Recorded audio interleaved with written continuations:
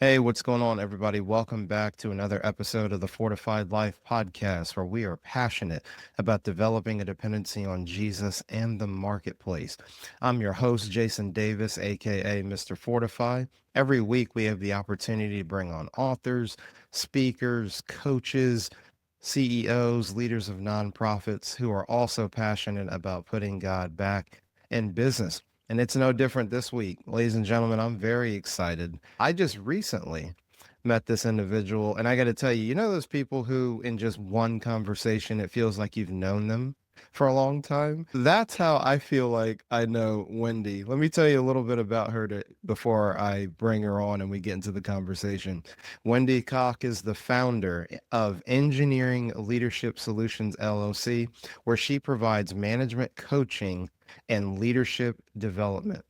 She's a former chemical engineer by training, spent over 20 years leading technical teams in Fortune 500 companies prior to joining the faculty at Georgia Tech. She's led large international projects and coordinated resources across time zones, borders, and languages. Folks, there's a whole lot more on Wendy's resume that I could get into, but let's bring her on and jump into this conversation. Wendy, welcome to the Fortified Life podcast.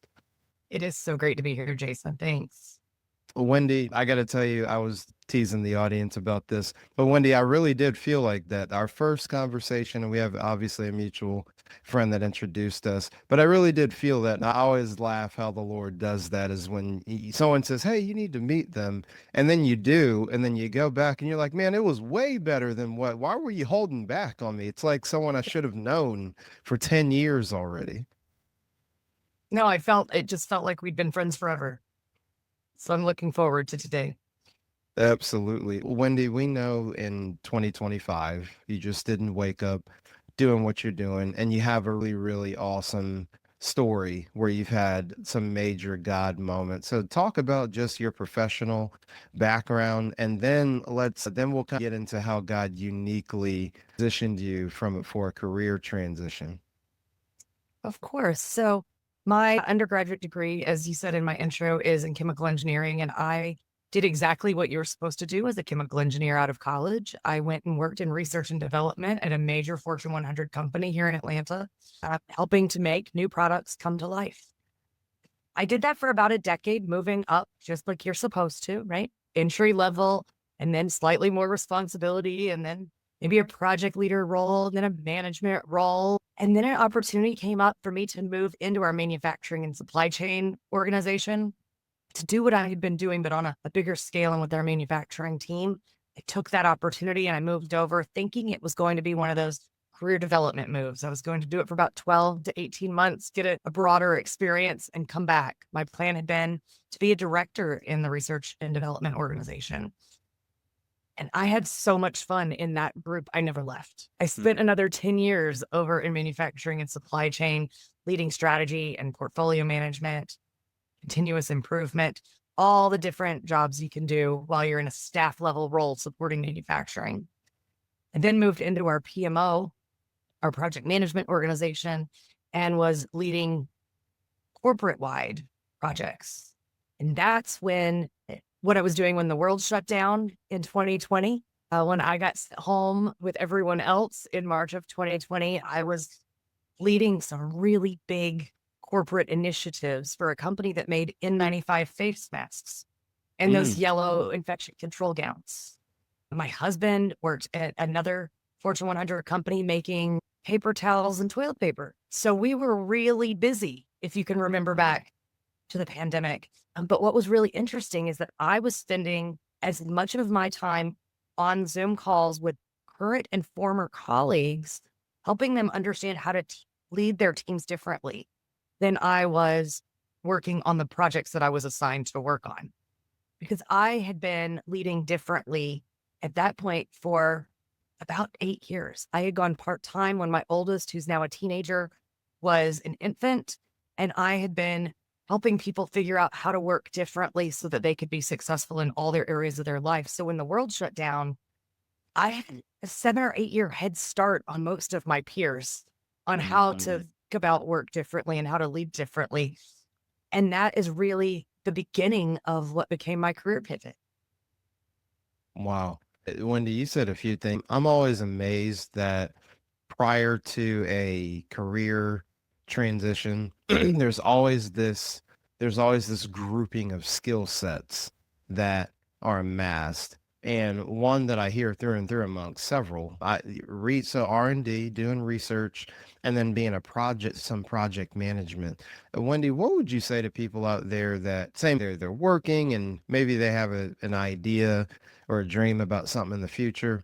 How would you speak to, because you are a living example of somebody who took their skill sets from their previous profession and brought them into what you're currently doing. You're able to speak more deeply about that. So just break that down for a second, because sometimes people struggle with well, I did that for a lot of years, but I don't know how that's supposed to help me later in life. Yeah. So one of the things that I found out is unique to me is that not everybody, as they are growing up as a child, talks about profit and loss and shipping delays over dinner. But I was raised in a family that had a small manufacturing business. My earliest job was when I was a toddler in the quality control department, where we would make sure that the products were right when my parents would be done at the end of the day. What I didn't know is that I had this small business mindset built into me Mhm. almost through osmosis in my childhood. I never saw personal and professional as separate. And I always saw the need to be selling and to understand what your product was and what your brand was. And so when I work with people now, one of the things I talk about is that you are already a small business owner, regardless of where it is that you work. So if you work for a Fortune 500 company or a small startup, or you are your own entrepreneur, you already have a small business and it sells one product and that product is you. Mm. And if you can think of yourself as a product, then you can take that R&D mindset and what are my features and benefits? What is what I bring to the market? Because we don't care how the R&D happened on our favorite products. We just care that the feature is there. And that's the way you can think about it for yourself. It doesn't matter when you got that experience. It doesn't matter what you were doing when you got that experience. If you know how to lead a team, that is a feature. If you have worked across international time zones, that is a feature. If you've had to bring something from concept to life, that is a feature. So being able to figure out how to strip out the part that is the how you got it and just figure out, what do I have? None of us go and ask Apple, how did the R&D happen for the new feature on this phone? We're just Mhm. excited for the new feature or mad that they took the old one away. But we don't care about the R&D part of it. We just want to know what was the outcome. So thinking of yourself as that product and what are all of the features and benefits that I have can really help to turn that dial. Ooh, ooh, Wendy, as they say in church, that's good, and that'll preach. I'll take it. Features and benefits. That's a really good perspective to view the skill sets that are amassed in one's career. Wendy, I think that's a perfect segue because folks, we've talked offline, but it's time for you all to hear it. So Wendy has the pandemic, her and her husband, they're right in the thick of it with the type of work that they do. And then Wendy, here comes the transition. Tell us the story of how it happened. And folks, you'll see all the different tie-ins as she breaks it down for us. Yeah. So as we were coming into the beginning of 2021, we were still at home. You'll remember at that point, we had thought we were going back to work several times. We had all been Mm-hmm. on the return to work wagon and then not done it. And then we were going to go back to the right. And then we hadn't done it. So we're coming into the beginning of 2021, still in this very uneasy, unsettling state where nobody really knew what was going to happen next. And I was scrolling on LinkedIn and realized that I was reading the exact same 3 Harvard Business Review articles over and over again. This was 4 years ago. LinkedIn was not the social platform that it is, but everybody kept saying you have to stay active on LinkedIn because it's important for your professional development. And I said to myself, look, I'm going to stay active on LinkedIn. I'm going to make it useful to me. So I set myself a New Year's resolution to once a month create a piece of content that I would put on LinkedIn that it would at least entertain my brain and help me to have a reason to be on LinkedIn. So those very first few, They took me hours, Jason. I would write it, I would rewrite it, I would send it to 3 people to read. I was so scared to put something out there that was authentic to who I was because it just didn't have that confidence yet. But I started doing it, and it got easier. And all along, I'm a big reader of nonfiction. I love business nonfiction. I love to read someone's business story. I love podcasts where we talk about people's business stories. I get so much inspiration from being able to listen or read what someone else has gone through and figure out what can I pull from that. And I had been reading this new book that had just come out. I was talking to one of my mentors about it. She let me go on and on about this book. And I finished and she said, I know the author. Do you want to meet him? All of a sudden, I turned bright red because I was like, please don't tell him what sort of fangirl I was. Please introduce me, but play it real cool. Play it real cool. Don't tell him. And so she did. She set up a call. Come to find out, he lives right here in the Atlanta community. We have mutual friends. We have probably been to the same parties at the same time and had not known each other. Wow. Like in the same house. And he and I started talking. He said, why do you write? What did you find interesting about my book? I told him, I said, when I retire, I would really like to own my own consulting firm. And, it would be interesting to follow what you do because his kids are about 6 or 7 years ahead of mine. So he's 5 to 10 years ahead of where I am. And he said, why don't you just come work for me? I said, well, I have a job. I can't come work for you. No, you're part-time, right? He said, I am. At that point, I was working 32 hours a week, part-time, but enough to maintain the W-2 status in my organization. He said, you've got 8 hours to play with. Just come work for me on 8. They won't even know. He said, let me get back to you. I sat on it for 6 months. I didn't get back to him. I just went about my day. I talked to my mom, I talked to my husband, and they were like, you should do this. Just go try it. I said, no, I have a job. I like it. I like what I'm doing. I'll stick with it. Besides, retirement is a long way away. I turned 40 during the pandemic. I was not ready to retire. That wasn't the right age to do that. Still had kids in elementary school. So I did meet him for lunch about 6 months later. I was like, you know what? I think I'll take you up on it. Let's have lunch. So we met for lunch. At the end of lunch, I'm going to say something. I'm going to walk away to go to the bathroom. And when I come back, I just want you to have marinated on what it is that I say. I said, okay. As he got up from the table, he said, I'm not going to hire you. And as he walked away, he turned back over his shoulder. He said, because you don't need my job, you can do it on your own. And he just kept walking. I didn't know what to do, Jason. I thought I was at a job interview. How did I just blow this? And he came back and he said, so what do you think? And I said, I don't know what to say. I don't think I can do this right now. And he said, look, 3 things you need to be a successful entry into a consulting world for these business to business types of jobs you want. He said, you need 20 plus years of experience. You've already got that. He said, you need to be a director or higher in a big name company where people are going to be impressed that that's the skills you have. You have that. He says, and then you need a book. He says, you can write a book. I just talked to you for an hour. Do it. And I said, I'm a chemical engineer. You're either good at math and science or you're good at English. This is the lie we tell children from a very early age when we put them in their classes. Right? Do you like math or do you like English? That's our lie. And I said, that's not what I am. And I have a book about how to write a book from my book coach. You should read it. And I said, okay. And now God knew I wasn't going to buy that book. And he knew I wasn't going to buy that book. 2 weeks later, I got a package delivered to my house from Amazon, and it was that book. That gentleman had mailed me a copy of the book, knowing that I was not going to buy it. It sat on my nightstand. I wasn't ready to read it. I opened it, and it said, if you're not ready to write a book, don't read this book. Oh, I took those words to heart. I closed it and put it right back down. That book sat until I had nothing else to read. I could find nothing I wanted to read for 2 months. And I'm a pretty avid reader. And literally on my nightstand was just this one book staring at me. I would go scroll through my Amazon list. Nothing looked interesting. That one book just staring at me. So I finally said, author won't know if I don't write a book, but I'll just read it to get it off the nightstand. Within 6 weeks, I had 40,000 words in a Google document. I don't know if your readers know this, but that's about the size of a book. Yeah. I had written a book. Now, it was not a book. It did not have good structure. It had no thesis, but I had become a writer in those 6 weeks, but I still wasn't ready. So now we're almost at a year. Coming up on New Year's Eve, 2021, almost a full year since I had that first introduction, made that first LinkedIn post.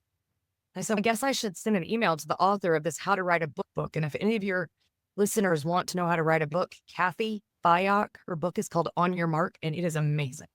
She specifically coaches people who want to use a book to build their business. She's great. So I sent her a note.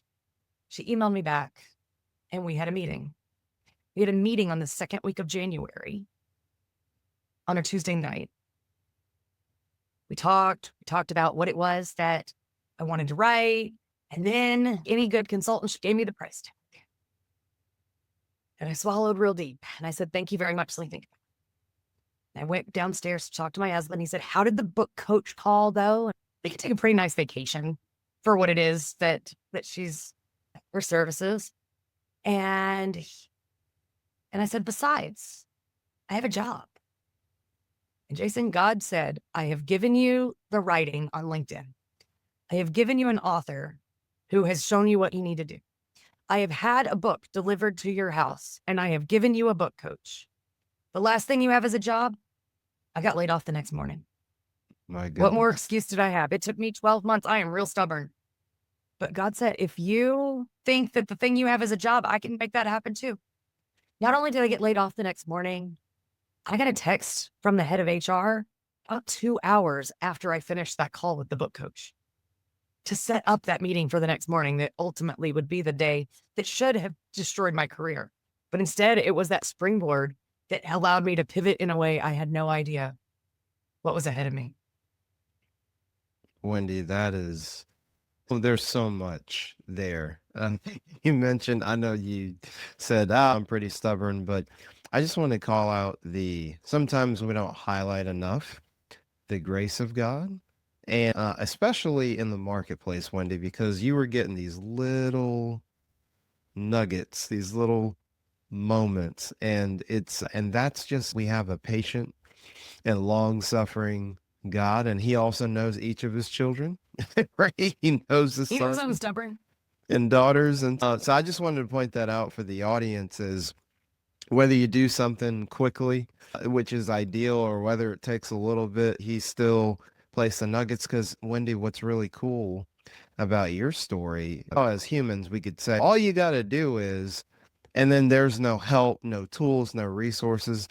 Whereas when you look at the heart of God or Heavenly Father, so he gave you, so LinkedIn was your practicing ground, which also gave you something to say. Then you had the introduction to someone who already had written a book. So you have an example. Then they had a book about writing a book, a resource, and then the experiential part, as I call it. You read it and oh my God, go figure, 40,000 words. And then it's like, and yet, but still, and like, oh, okay. So we need the time now. Let's remove her. So it's just, am I catching that right? Am I sure. Patient God that we have, because he's like, I gave you every single piece. Literally, I have to have you get laid off. Okay, fine. Here we go. Oh my goodness. So folks, that's not even the best part. So Wendy, we have set the foundation for the book that we're going to talk about, because you have two books. But what we're going to talk about today, and you could briefly mention the other one too, we're going to talk about making flex work, defining success on your own terms. But you also have the second book, and I think I can even see it there in the background, Reimagine Your Work. We'll talk about making flex work in the conversation, but give us some highlights about Reimagine Your Work as well. Yeah, so I'll start with Reimagine Your Work, and then I'll move into making flex work and some tools that your listeners can take away. Imagine Your Work is actually what we talked about right at the beginning. So this is built on this small business foundation. how to manage your career like it is your business. So we go through all the different parts of the business and how to apply them to yourself. Who is on your board of directors? What is your strategic plan? How are you investing in your R&D and managing your brand? All the pieces of what makes a company successful, we then layer in on how do you do that for your career? Because you have way more control over your career than you probably think you do if That's you good. work for someone else. It's very easy to think that if you work for someone, they have the control. And it's not. They're just your current purchaser. They are the one that is buying you as a product today. Maybe they're the purchaser in the future. Maybe they're not. Maybe you want someone else to buy you in the future. And so you need to figure out how to position yourself so that you're there for someone to purchase. So that is what Reimagine Your Work is. That was the second book. It came out in 2023, came out about 15 months after the first book. And it's because of this journey, this 40,000 words that I have already written by the time I met my book coach. But only took me from the time I met her until August. So it took me 7 months to go from our first meeting to a best-selling book in Making Flex Work because I already had all of those words there. Now I didn't use them all. So I was very easily able to go to a second book because I had so many words sitting out still in that Google Doc. It didn't make sense with the first book. And it was a good starting point for a second. Lots of people have asked me if there's going to be a third. The answer is probably yes, but I've had two children very closely together. If you have book one and book two, now I'm going to breathe, raise them for a minute, and decide if I'm going to have a third. So Making Flex Work was not the book I intended to write. When I met with Kathy Fayok, I thought I was writing a leadership development book because I wanted to do leadership development. I wanted to help leaders think about work differently, which is what I do. But I kept coming back to all of these words around my non-traditional schedule. Of the 40,000 words, Kathy told me to go figure out my thesis and pull out everything that didn't go with it.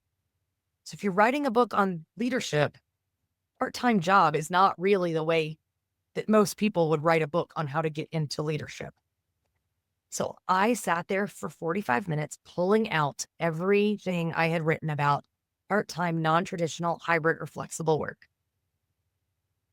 And I no longer had a book, but I had pulled out 15,000 words about flexible work. And I went to lunch with one of my girlfriends who herself was a vice president of R&D at another medical device company here in Atlanta. She said, "How was your meeting?" She was very excited. Had that book coach meeting ready. I'd had my first session. I was going to lunch. We were going to celebrate. And I said, "Oh, Casey, I don't even have a book anymore. I pulled out 15,000 words on flexible work. I paid this lady and now I don't even have a book." And she said with the most loving heart, "You idiot. Flexible work is the book. Don't you know that eventually we are going to all go back to work? And nobody wants to go back to the old way. We all need help figuring out how to do that. Please finish that book and deal with your leadership book later. There's lots of those." So again, God put somebody into my life to help me change the entire direction of what it was I was writing. Wow. He said, "All that you pulled out, that's the book. That's what we need." And so Making Flex Work takes all of my engineering and continuous improvement tools that I had honed over the 20 years of my career and puts them on you, the person, as the machine, which I know, Jason, may sound cold to some of your audience. I'm not trying to say we're machines and that's cold. But what I am saying is I have tools to optimize output of machinery. Yeah. Why can I not use those same tools to optimize the output we have so that we can be where we want to be successful in all the areas of our lives? Yeah. That's good. Wendy, I want to highlight this too because it's come up a couple of times. The power of, and you know this, and we probably have a other 3-hour conversation about, because especially you being on the manufacturing side, and I have experience on the software development side with lean. So that's probably a whole other convo. But the power of mentorship, and then you'll like this one, especially with R&D and manufacturing, feedback loop. Sure. Mentors are a great feedback loop. You said, "Oh my goodness, I got 15,000 words, so output." Okay, man, I haven't. She said, "Wait a minute, hold on, Wendy, time out. That's it. My point is, Wendy, and what I love in your story and that we all need, imagine if you didn't have all along the way the book coach, the different friends and business relationships to not help you have that wake up call where you weren't self aware. You needed someone else to tell you, Wendy, hello. So I just wanted to highlight that piece because those are catalysts just as much as us getting the download and sitting down and writing the book or developing the framework or whatever it is. And so I love how power of mentorship and then feedback loops are all across your story. Oh, absolutely. We don't do any of this on our own. God puts people in place to help us do these things if we just open our eyes and listen to them. Absolutely. Well, And so Wendy, I'm let's, hoping, yeah, I'm go ahead. hoping if I can give them a tool today, then I can be that for somebody in your audience, right? Yes, absolutely. And folks, that's what we're going to do. Let's step through the making flex work, defining success in your own terms. So, Wendy, I love how you start the book. Why are you here? That's just, I love it's the title of the first chapter. And so many things I'm sure everybody knows, like Simon Sinek, start with why. I love when I saw that title, I said, Wendy, that is awesome. We all pick up books for a reason. Yeah. And so I write the way I talk. So if you don't like the way I talk, you don't want to read my book. I'll tell you that. But I write the way I talk. I write for a busy reader. I write in a way that has been defined by some of my readers as it's like the big sister whispering in your ear what it is you need to hear. Right? The idea of why are you here is we've each come to this book for a reason. And if you don't know what your reason is, then you're just going to flip through the pages. But Yeah. if you know why you picked up the book, is it because you feel like you're failing? I did. I went part time in the first year of my oldest child's life because I was failing at everything. I felt like I was a failure as a new mother.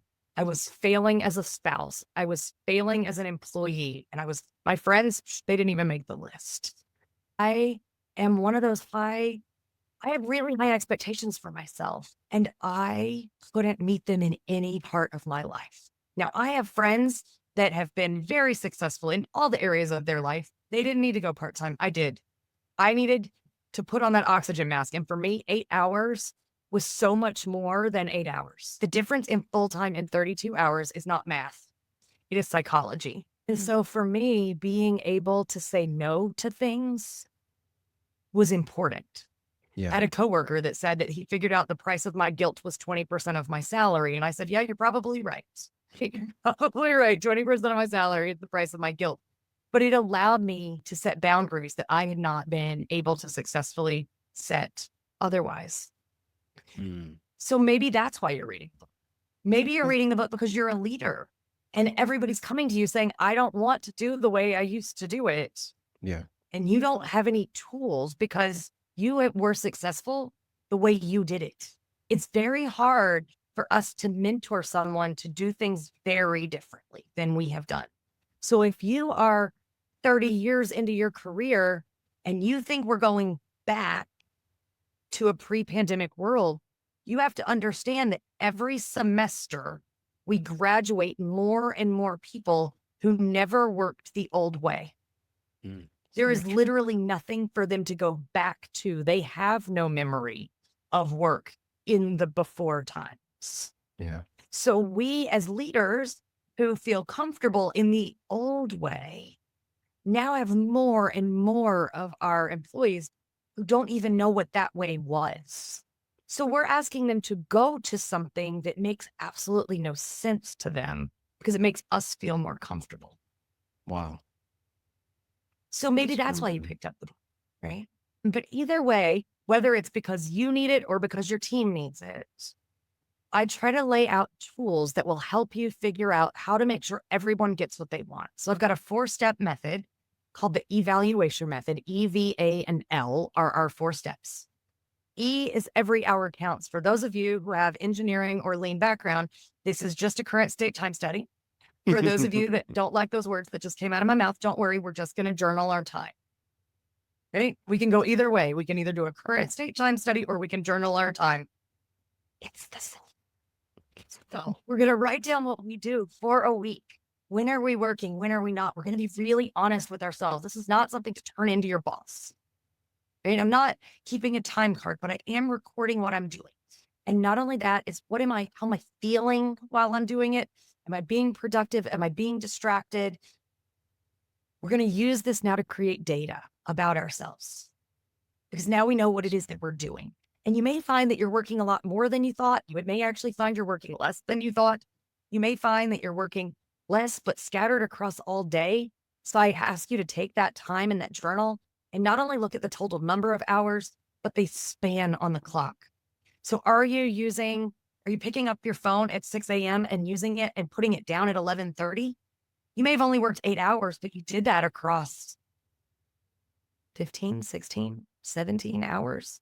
Microsoft just published a study very recently called the Infinite Workday.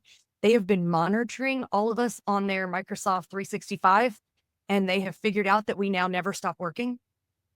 They have a very interesting study about the earliest times that we're on and what are we doing throughout the day. And it just leads into maybe we aren't working more, we're just working over a larger span, so we never get the break. We never feel like we're stopping. Gotcha. So that's the E. The A is assessing the expectations, understanding what are the tasks that are taking your time. You do not have to pick a perfect week, and you do not have to start on a Monday to look at your time. Start today, start tomorrow morning if you need a morning start, but just start doing it. If you go for 7 days, you'll get enough of the variety that it will be fine. But look at what you're doing and make sure that it's bringing you value or the company value. And if the work is not bringing someone value, we should be asking, why are we doing it? Like, that's another lean principle. Okay. Let's not do non-value added work. Exactly. We're also going to value optimized work. So we're going to look around at the people around us and say, is something taking me a long time that's taking someone else very short time? Is there a new skill that I need? Is there a tool that they are using that I am not? Do I simply need to go get a peer mentor and say, can you help me with this particular task? Because you have figured out a way to do it so much faster than I have. It could be that you have a particular way and there's a new tool that exists that you don't know about, that someone fresh out of school doesn't know your way and they found this tool. And so they're able to do it a lot faster. One of my early days at my corporate job, I was right out of Georgia Tech, where we had spent a lot of time learning to use the Microsoft suite. Now, this is the 1900s, as my family likes to remind me. So it's a little bit out of date from a story standpoint. But we were writing a lot of technical reports, and these reports would be 40, 50 pages long with a lot of charts and figures and tables inside of it. And the woman across the hall from me was very near retirement age. She was excellent at what she did, but she hated writing reports because they took her so long. And they took her so long because every time she made a change, she had to reformat everything. Right out of school, I knew that there was a way to do auto captions. Blew her mind. Right? She was like, what do you mean? Every time I move it, I don't have to renumber everything. Every time a page changes, I don't have to change all my page numbers. I said, no. The computer does that for you. She had learned to write reports when it was typed. She didn't know those features even existed in the word processing. So don't be afraid to go ask. If you see somebody doing something faster, go ask. And then the L, is about leveraging small changes. For those of you that have one of those Six Sigma belts, this is the idea of a Kaizen, but it's just experimenting with your time or playing with your time. You feel like you don't have time to go to the gym because you're working too much, just try one day doing it before work. You don't have to ask a lot of permission if you just do something once. So you do it once. And if you like it, you say, oh, I would like to do that more. Now we can have a conversation because you now have data. You can go to your boss and say, okay, so I tried on Tuesday working out from 7 to 8. Now that means I won't be online until 8:30, but that really works for me. Would it be okay if 2 days a week I didn't log on until 8:30? That's a very different conversation than having one with your boss that says, I'm never getting to the gym and I'm just really burned out. Yeah. And then staring at your boss. It's not your boss's job to solve your problem. It's to facilitate what you need, but you need to come with the plan. If what you need is to be able to be at the bus stop at 2:00, maybe one day just don't log on at 2:00 or put it in your earbud and walk to the bus stop. see what happens. If that works for you, go back and say, hey, so, we have that standing meeting from 2 to 2:30. Yesterday, I ended up needing to go to the bus stop. I took it in my earbud. Was that a problem or is that something I can do every day? That's what this idea of leveraging small changes is. You got to where you are today in this work arrangement over a period of time. It is going to take you a period of time to get to wherever you want to go. I can guarantee that it will cause a performance issue if you rip it off like a Band-Aid and just do the thing that a few years ago was all the rage, which was called quiet quitting, right? Yeah. If you don't act like a mature adult, you're going to be treated not like a mature adult. So collect your data, do your homework, and then go have a very logic-based discussion with your supervisor about what it means for you to be successful and how the company doesn't have to trade. Because if they can get the job done without you easier than they can get it done with you, it's not a position I would want to be in. Folks, if you haven't heard by now, you need to go out and get a copy of this book. I've got the letters floating around in my mind now. Wendy, how can people go, or where can they go grab a copy of Making Flex Work? Yeah. It is available on Amazon or all those other places where you get your books. I know it's even available at some of the used bookstores. I had somebody tell me they had bought one of my books and they did not tell me they bought it at a used store or maybe off Amazon used. And I said, do you want me to sign it? And at that point, she got very, very quiet. And I said, okay, what's going on? And she says, it's a used copy and it's already signed. That's good. There you go. So That's you can buy good. it anywhere. You can get a book. You can also go to my website, which is just makingflexwork.com, or you can connect with me on LinkedIn. My full name, Wendy Anderson Cocke. There are not a lot of us, so you will find me. And if you want to send me a message, I'll even sell it to you that way and sign it and mail it. Well, however you want to get this book, I am happy to help. And then, like I said, if you want to connect on LinkedIn, I try to post about non-traditional approaches to work, both for the individual and for the leader pretty regularly. And I always love to interact there. Love it. Love it. Folks, you heard directly from the author. You know where to go get her book. Even you may run across a signed used copy. So you never know. You may find that you already have her autograph. So you just never know. Wendy, I can't thank you enough for this conversation. We're going to have a part two just on reimagine Oh, for your work. sure. For sure. And then we can talk about maybe even a little bit further next time, even the work that you do, because the books have basically set up the type of conversations you're having in the marketplace. So, Wendy, I'm excited. And folks, yes, as the podcast host, I can say that a lot of times there's so many awesome guests coming through, but I'm going to say, like the Avengers say, Wendy will return for another episode of The Fortified Life. Wendy, is there anything you'd like to say to the audience, words of wisdom, parting words before we go? I would just say that you have way more control than you may think you have. When we can take what we're doing and break it down logically, turn it into data, we can then make data-based decisions, which is the language of business. So if you're a leader who's struggling, please connect with me. I come into organizations and can work with leadership teams and with working teams to reimagine their work, think about the way that they're doing work differently. If you're struggling with retention or you're trying to figure out how to get people to come back to work, give me a call, send me a message. We will figure out how to make that the most effective for you and for your team. Awesome. And we'll have all of Wendy's information in the show notes, LinkedIn, the books, and you'll know exactly how to reach out to her. Wendy, again, just thank you. Can't wait till we have a part two. But thanks for hanging out with us here on the Fortified Life podcast. Well, folks, you know how we end things. Don't compartmentalize your faith in the marketplace. And from the boardroom to the bathroom, God is with you. We'll see you next time on the Fortified Life podcast.